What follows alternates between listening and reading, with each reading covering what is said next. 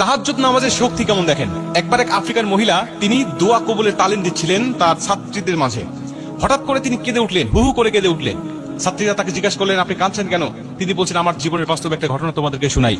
আমার একজন মেয়ে আছে, যে মেয়েটা দেখতে খুব বেশি একটা ভালো নয়, কালো, তার গায়ের চামড়া কালো এবং দেখতে খুব স্মার্ট নয়, তিনি খুব স্বাস্থ্যবান। কিন্তু আমার মেয়ে মাঝে মাঝে বলে উঠতো, এমন চেহারার মেয়েরা আমাদের আফ্রিকায় তাদের মর্যাদা থাকলেও আরব বিশ্বে আরব যুবকদের মাঝে এই সমস্ত মেয়েদের কোনো দাম নাই, বা তারা কোনোভাবেই তাদেরকে পছন্দ করে না। তারা পছন্দ করে সাদা চামড়ার মেয়েরা এবং খুব চিকন হালকা পাতলা যারা, তাদের খুব পছন্দ করে।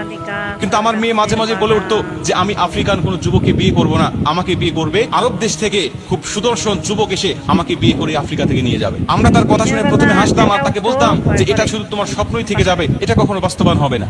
কিন্তু আমার মেয়ে মাঝে মাঝেই আমাদেরকে খুব দৃঢ় বিশ্বাসের সাথে বলতো যে হ্যাঁ, অবশ্যই আমার আল্লাহর কাছে আমি এই দোয়াটা করেছি, আল্লাহ অবশ্যই আমার দোয়া কবুল করবে। হঠাৎ করে কিছুদিন পরে দেখি আরব বিশ্ব থেকে একটা প্রস্তাব আসলো